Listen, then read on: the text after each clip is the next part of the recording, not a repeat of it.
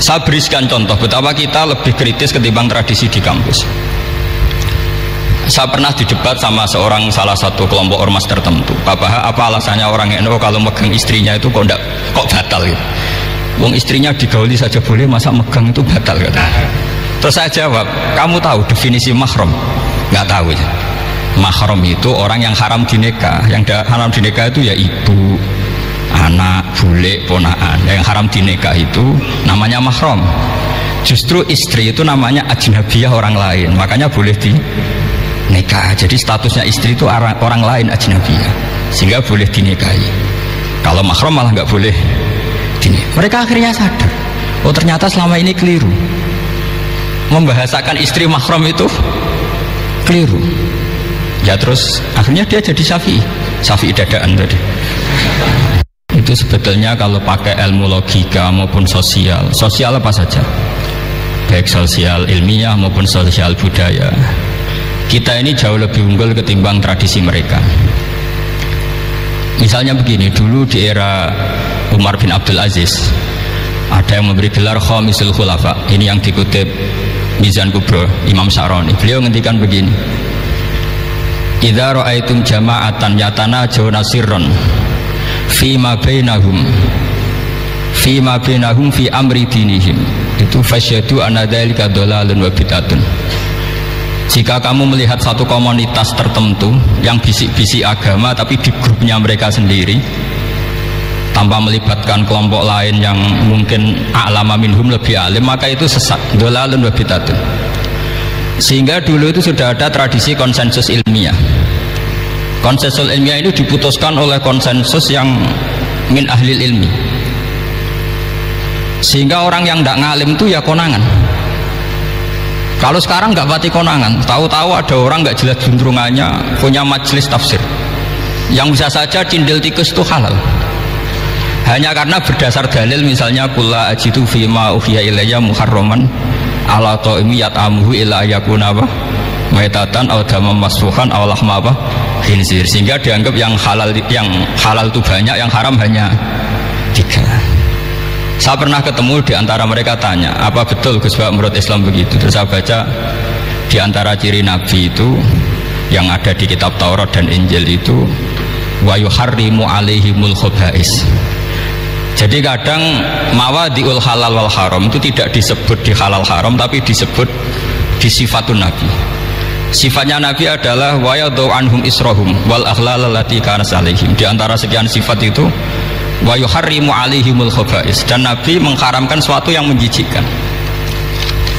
Nah kira-kira itu cindil tikus itu kalau sampean dakok di ruang tamu jijikkan enggak? Ya jijik, ya sudah haram saja kata saya. Akhirnya sebagian mereka ya tobat, mau ngaji sama ahlinya. Dulu ketika Imam Malik ngarak Muwatta, itu beliau ngendikan, dan ngendikan itu saya hafalkan. Ini ada di kitab Al-Manhalul Latif, juga dikutip Gus Najih dalam kitabnya At-Tajridul Musaffa. Aradtu kitabi hadza ala sab'ina faqihan min fuqaha il-Madinah fakulluhum wata'ani fasammaituhu al-Muwatta. Kitab ini sudah saya tasihkan ke 70 ahli fikih di Madinah, kemudian semuanya setuju, fakulluhum wata'ani, semuanya sepakat, fasammaituhu al-Muwatta, maka kitab ini saya namain al-Muwatta, yang disetujui.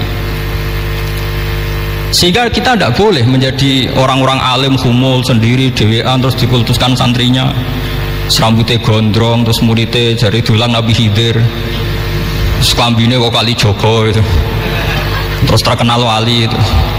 Ini kalau kita begitu bahaya. Makanya saya senang model pendidikan Anwar, ilmu itu dikonsensuskan.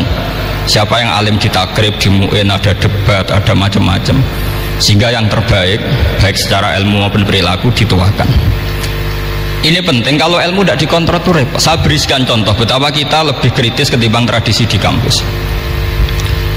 Saya pernah didebat sama salah satu kelompok ormas tertentu. Apa alasannya orang NU kalau megang istrinya itu kok batal gitu? Wong istrinya digauli saja boleh, masa megang itu batal gitu? Terus saya jawab, kamu tahu definisi mahram? Nggak tahu ya. Mahram itu orang yang haram dinikah. Yang haram dinikah itu ya ibu, anak, bule, ponaan. Yang haram dinikah itu namanya mahram. Justru istri itu namanya ajnabiyah, orang lain, makanya boleh nikah. Jadi statusnya istri itu orang lain ajnabiyah, sehingga boleh dinikahi. Kalau mahram malah nggak boleh dinikahi. Mereka akhirnya sadar, oh ternyata selama ini keliru, membahasakan istri mahram itu keliru. Ya terus akhirnya dia jadi Syafi'i dadaan tadi. Pernah juga ada seorang kiai yang kepikiran mau mengharamkan atau menganggap ada fidah kalau orang haji itu rokok. Alasannya kalau kata pakar-pakar Kuwaitar itu cengkeh itu wangi. Kalau cengkeh wangi berarti kalau haji rokok itu artinya pakai apa? Wangi. Itu hampir saja deal. Karena ya memang cengkeh itu wangi. Kemudian diingatkan sama kiai yang lain. Anda berani fatwa kalau orang Jumatan sunat ngerokok karena pakai pewangi? Wah iya ya, tidak jadi. Jadi ini pentingnya ilmu itu konsensus. Sehingga saya bicara di sini pede bukan karena saya merasa benar, enggak, kan nanti ada yang nasah ini. Nah, kalau benar ya sampean dukung, kalau salah ya tinggalkan saja, biasa saja. Karena kalau sampean sama-sama tadi saya sudah bilang tahta topkotin wahidah, kita tahta syaihin wahid, tahta mursyid wahid. Saya pikir ilmu saya dan sampean ya undah-undi lah. Kita beda jauh kan dengan Gus Naji karena beliau alim bisa ngarang kitab banyak. Kalau saya jenengan kan ya sama-sama nggak jelas ini. Sudah pokoknya santai-santai saja. Pokoknya relax saja. Yang jelas saya datang ke sini itu mau cerita kebanggaan saya sebagai orang pesantren, produk pesantren kalau kata Gus Barak tadi. Di kampus itu saya berkali-kali ketemu doktor, profesor, dan mereka umumnya itu orang-orang yang galau, yang gelisah. Dan lucunya itu mereka memposisikan saya sebagai penasihat. Karena apa? Memang ilmu pesantren itu unik. Ilmu yang bisa menjawab problem apa saja. Mereka misalnya tanya begini, Pak Bahak, saya ini orang kampung, yang bapak saya itu utun, katanya. Utun itu lugu. Bisa menjadikan saya doktor, saya jadi dekan, saya jadi rektor. Tapi setelah di kota, dengan sekian ilmu yang saya pelajari dari Eropa, dari Amerika, sekedar anak saya tidak narkoba itu sudah susah, kok ranking nggak dengar anak saya ditangkap BNN itu sudah seneng saya. Artinya apa? Dia sadar ternyata kearifan lokal yang dididik para kiai menjadikan anak-anaknya jadi profesor, jadi dokter. Tapi dengan ilmu kedoktorannya orang menjadikan anaknya ranking itu susahnya bukan main, karena nggak ada kearifan. Ilmu yang mereka anggap adalah dianggap ya, tentu tidak hakikat, eksak saja sebetulnya tidak juga subjektivitas mereka. Misalnya begini, ini contoh sekian. Pernah saya lomba cepet-cepetan matematika. Kalau saya kan pernah dimintai konsultan sebagai badan Basnas Nasional. Mereka kalau ngitung ya zakat tijarah itu 2,5%. Mungkin zakat ziroah berapa, 10% atau 20%. Kangkang yang di sini tak pikir itu mesti bingung karena gaya porogabet itu mesti raiso. Dan mereka tak tantang, coba jenengan bikin porogabet, saya pakai matematika pesantren, itu cepet saya. Karena matematika kita adalah matematika ummi. Ummi itu orang Arab, ummiin. Nggak usah diterjemah apa, sudah ummiin saja. Ummiin itu keibu-ibuan lugu. Jadi kalau nggak bisa itu ya terlalu. Misalnya 2,5%, kalau kita bilang kan rubul usur. Ya sudah 1.000 itu diusurkan dulu menjadi 10. Setelah 10 itu kan misalnya ya 1.000 berarti usurnya 100, ya kan? Setelah 100 cari rubuknya berapa? 25. Berarti setiap 1 juta 2,5% adalah 25. Mereka masih garap porogabet, saya sudah cepat 1.000 usurnya 100, rubuknya 25. Namanya rubul usur. Begitu juga misalnya kita punya aset 100, nisful usurnya 10, nisfunya berarti 5. Itu rasa porogabet cepat ketimbang sampean porogabet 2,5% kan suwi. Terus dia tanya, Pak matematikanya kok cepat? Dapat ilmu dari mana? Pernah kuliah di mana? Ya saya ngaji di Sarang sama Mbah Mun, terus saya ngaji beberapa ilmu. Nah, kelirunya rata-rata santri itu faro itu ya ora seneng. Nah, bulat. Nah ini cerita saja. Jadi kita bisa membuktikan ke khalayak ramai kalau kita tidak kalah. Khawarizm Al-Jabar terkenal di barat, Avicenna atau Ibnu Sina itu ya dengan ilmu-ilmu umum. Dan mereka fasih sekali menerangkan ilmu medis, ilmu apa, fasih sekali. Sehingga ketika sekarang teknologi katanya adanya di barat, di Eropa, sebenarnya mereka itu kagum sama Islam. Karena mereka ngakui bahwa di antara ilmu itu dari Islam, zaman Khawarizm, zaman Al-Jabar, zaman Avicenna, zaman Ibn Rus dan sebagainya. Saya beri sekian contoh, dan ini saya bilang tanyakan ke orang kafir yang paling inat, paling lacep di dunia. Tanyakan ayat ini, pasti artinya seperti ini. Yaitu ketika ada fenomena likuifaksi, tentu kalau di Jogja kan ada grup ilmiah, mereka tanya saya, Pak Bahak, apa ada teori manusia itu ditenggelamkan di bumi? Yang teori, bukan kasus, bukan peristiwa sejarah. Kalau peristiwa sejarah kan ada korun. Saya ditanya gitu, terus saya jawab, aamin tumman fis sama ayakhsifa bikumul ardo fa idza hiya tamur. Apa kamu merasa aman di dunia sementara pengendali langit, man fis sama itu pengendali langit?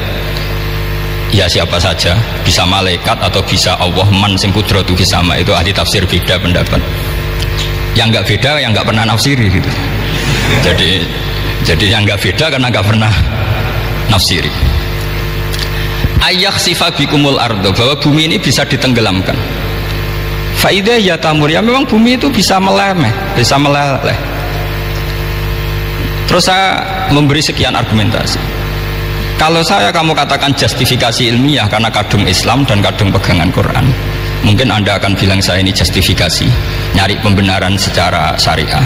Tanyakan ke ahli lughat yang non muslim, maknanya ayat itu tetap seperti itu.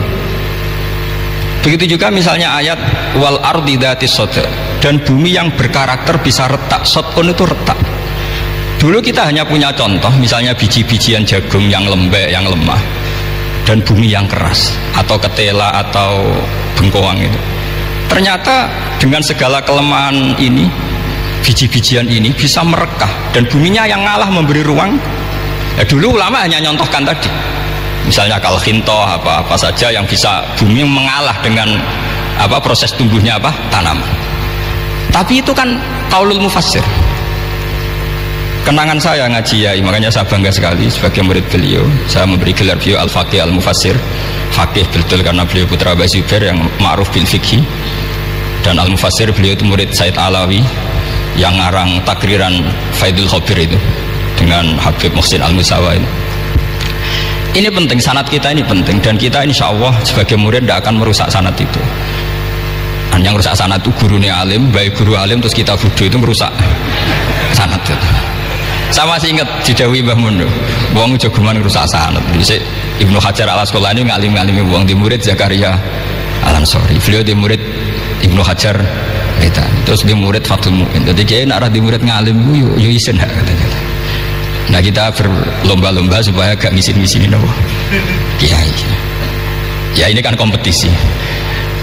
Kalau gak kasih alim ya ngaku alim saja lah supaya ya nggak apa-apa, artinya ya cukup lah kalau di daerah masing-masing kan. Saya pernah sama satu temen itu, Gus kula wis ngalim kok iso. Kula niku tiyang Sragen. Urip kula teng kaki Joko Samudra. Jadi kok kula ngeten iki pun alim. Ketika dia nakal dan pengurus nyurati orang tuanya memberitahu kalau anaknya nakal, dia tenang saja. Tak tanya, "Kenapa kamu tenang?" "Bapakku buta huruf." Jadi pengurus nyurati itu ya tenang saja dia, karena dia tahu orang tuanya itu buta huruf. Kok nikmat kok kuwi saya nak.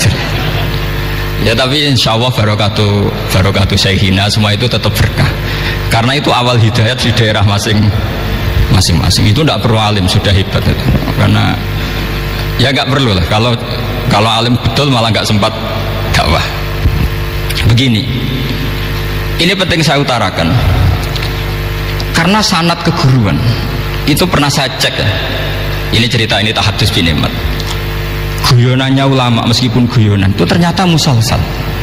Dulu ya itu mungkin semuanya dengar, sering cerita ada seorang desa gitu yang kambingnya habis mati, kebetulan kambingnya itu jenggotan, kata beliau. Itu ada khotib yang jenggotan tuh nangis. Sempat khotibnya itu GR kalau dia itu ya ta'assar bimau idoti. Ya ta'assar sampai nangis sih. Ternyata enggak. Dia ingat khotib itu, ingat kambingnya yang mati. Itu cerita Yai dulu dan diulang-ulang. Ternyata saya baca, kalau sama nggak percaya baca di Al-Fawaid Asy-Syatiriyah atau Al-Fawaid Al-Haramiyah, itu karangannya Habib Salim Asy-Syatiri. Beliau dekat sekali dengan Gus Najib, pernah nginep di beliau. Itu di karangan beliau sampean cek nanti di qauluhu ta'ala lau adzibannahu adzaban sadidan aw la asfahannahu aw la ya'tiyanni bisultanim. Itu kata beliau begini, adzaban sadidan itu orang dihidupkan atau didomisilikan di daerah yang enggak sejenis. Itu tersiksa sekali. Terus di situ beliau cerita, dulu itu ada orang alim alamah hamilul Quran itu di penjara karena ketemu orang sejenis, santri-santri yang kebetulan itu ada kios politik itu atau gerakan politik. Itu di penjara itu asik saja. Bahkan banyak alumni penjara itu udah hafal Quran. Yang sebelum hafal ada yang bebas, nggak mau bebas karena ingin meneruskan hafalan dengan saking keramatnya tadi orang alim yang hafal Quran. Suatu, nanti kalau nggak percaya nanti dicek. Kitab itu sekarang gampang didapatkan. Al-Fawaid apa? As-Satiriyah atau Al-Fawaid Al-Haramiyah itu namanya itu. Itu ternyata terus penguasa ini ngerti, ini di penjara kok happy-happy saja malah mulang Quran. Di penjara be wong bedui sing ra roh wong alim ya ra roh kitab. Ternyata si bedui tadi pertama melihat syekh yang jenggotan tadi, ingatnya sama kambing tadi. Langsung dong, ya Allah saya ingin bebas. Artinya betapa tersiksanya orang dikumpulkan orang yang tidak sejen. Dan guyonan itu ada di Al-Fawaid As-Satiriyah. Betapa ini al-arwah junudun mujannada. Mbah Mun muridnya Sayyid Alawi pernah cerita itu, meskipun dengan analogi kias yang beda. Sayyid Habib Salim As-Satiri itu malah cerita itu ditadwin, dimudawankan, yaitu ditulis di kitab. Itu kan luar biasa. Dan saya punya kitab itu. Kemudian yang sama lagi adalah Yai sering berkeyakinan annal ardo kurawiyah. Meskipun sampean mungkin lihat di video-video nak bumi itu flat, itu orang nggak mau mikir mungkin ya. Annal ardo kurawiyah. Saya percaya beliau karena beliau orang alim dan saya percaya teori falak. Kemudian saya cek di tafsirnya Imam Habib Satiri tadi di ayat watarol jibala tahsabuha jamidatan wa hiya tamurru marras sahab. Kata beliau annal ardo kurawiyah wa anna hadhil ardo tamurru kal jibal atau tamurru mamarul jibal marul jibal. Ketika dia ditanya apa alasannya, watarol jibala tahsabuha, kan ada kata tahsabuha. Tahsabu itu hasiba yahsabu husbanan. Kalau sebagian lughat hasiba yahsibu husbanan. Nah, itu sekarang kata beliau, itu sekarang. Kenapa itu sekarang? Idlah husbana hunaka. Kan ada mufassir yang mengatakan tamurru marras sahab itu nunggu di akhirat. Wa tarol jibala tahsabuha jamidatan wa hiya tamurru marras sahab. Marras sahab itu nunggu nanti di akhirat. Tapi kata Habib Salim As-Satiri tidak di dunia.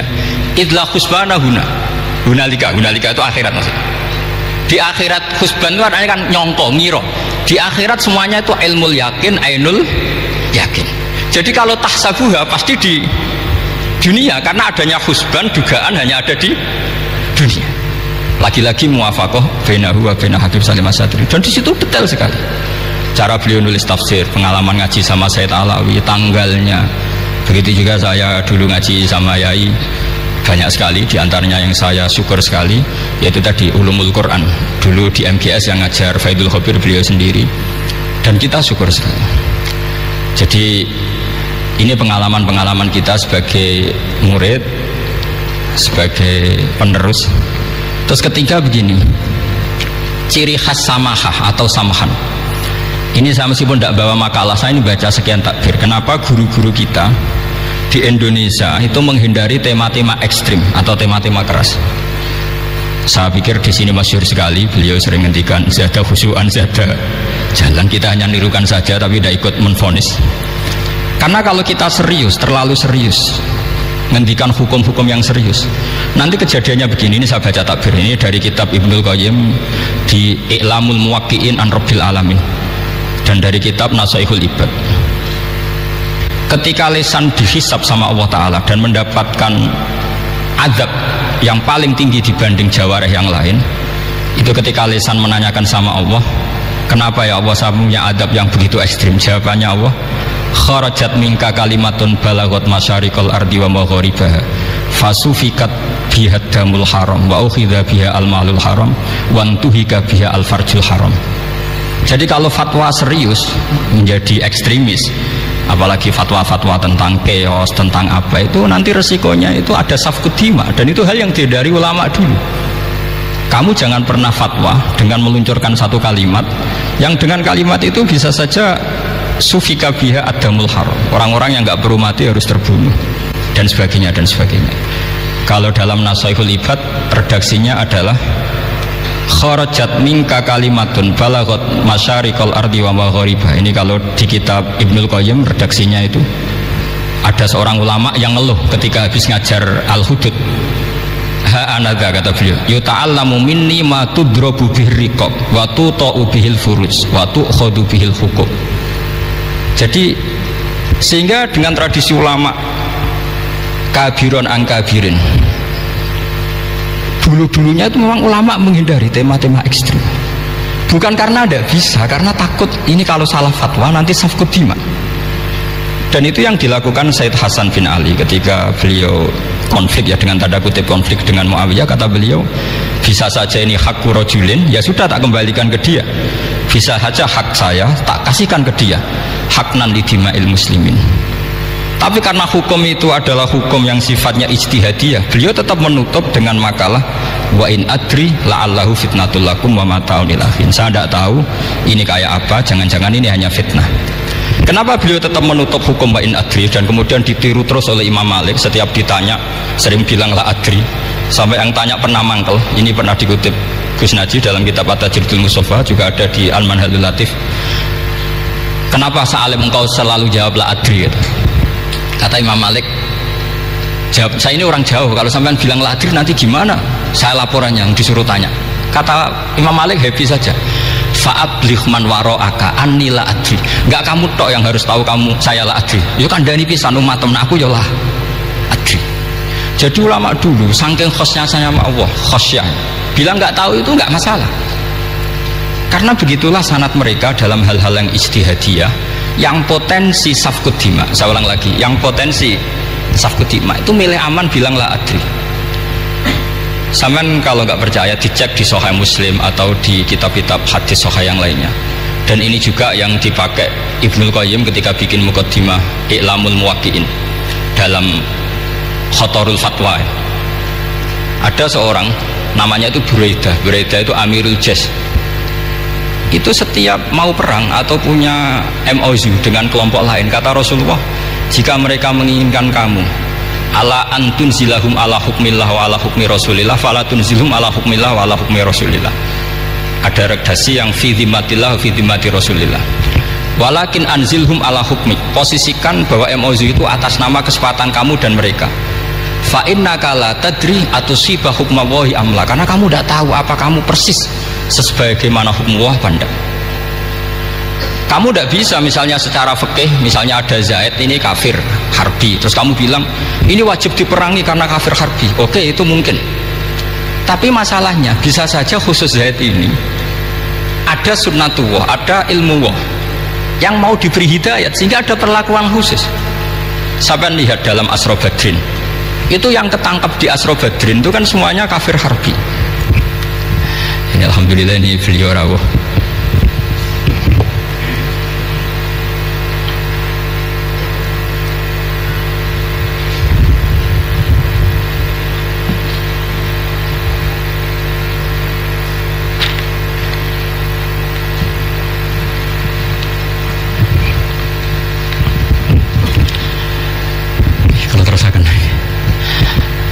Itu di Asra Badrin itu kan semua yang ketangkep itu adalah orang-orang yang dulu kafir harbi, termasuk mimpinihim ada Said Abbas. Tapi ketika itu jelas-jelas pernah kafir harbi ikut perang Badar. Ini pentingnya muqabalah. Apa? Abu Bakar usul dimaafkan, Umar usul darbur riqab. Apa tanggapan Rasulullah SAW ketika masalu kayak Abu Bakrin masalu Ibrahim? Qala faman tabi'ani fa innahu minni wa man asani fa innaka ghafurur rahim. Wa masaluka ya Umar masalah Nuh. Qala rabbi la tadzar 'alal ardi minal kafirina napa? Diyar. Dan apa yang dilakukan Rasulullah? Beliau memilih pendapatnya Abu Bakar. Dan apa yang terjadi? Said Abbas dan beberapa sahabat menjadi Islam. Wa hasuna islamuhu. Artinya gini, jadi betapa dalam menganalisis satu hukum sosial, karena ini manusia. Saya ulang lagi, karena ini manusia itu susah sekali. Makanya dalam banyak hal sikap-sikap Rasulullah itu dipandu oleh Allah. Tentu ada ayat laisa laka minal amri syai'un aw yatuba alaihim aw yu'adzibahum. Makanya saya mohon sekali ini para santri, khususnya santri alumni Alwar, mohon belajar itu tafsir Munir itu detail. Karena di tafsir Munir itu misalnya ada ayat tertentu yang mengkritik orang kafir tertentu, fitil kalwaqiah itu, di situ ada kejelasan fa aslamu wa hasuna islamuhum. Misalnya wasfir nafsaka ma'al ladzina tuna rabbahum bil ghadat, terus wala ta'du'ana kanhum tirudu zinatal hayatid dunya. Terus beliau menerangkan orang-orang ini yang dulu angkuh nggak mau ta'alum sama Nabi karena nggak mau jejer sama du'afaul muhajirin dan du'afaul ansor, itu akhirnya Islam dan wahasuna Islam. Saya kira demikian. Nanti monggo bareng-bareng istifadah dari Syekhina Najih. Dan saya syukur sekali karena mendapatkan naskah At-Tajridul Mushaffa. Saya sinau bukhot itu banyak di kitab-kitab fikih, tapi saya mengenang dari yang dikutip beliau tentang Imam Malik, tentang bukhot in kharaju ala misli Umar bin Abdul Aziz. Terus ketika siapa itu Ibnu Qasim tanya fa'ilam yakun mislah, kata Imam Malik, ya da'hum gitu. Da'hum yantaqimu wa min dzalimin bi dzalimin, semua yantaqimu min kilaihim. Jadi sikap-sikap dari Syekhina, dari para ulama-ulama kita yang sabar ngadepi umarok yang macam-macam, itu adalah sikap dari guru-guru kita. Misal Salillah Rasulullah Shallallahu Alaihi Wasallam.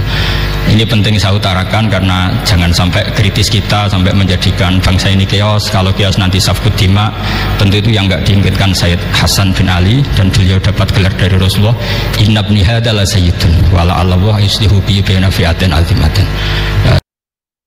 Saya kira demikian, dan bareng-bareng monggo istifadah dari Syekhina Najih.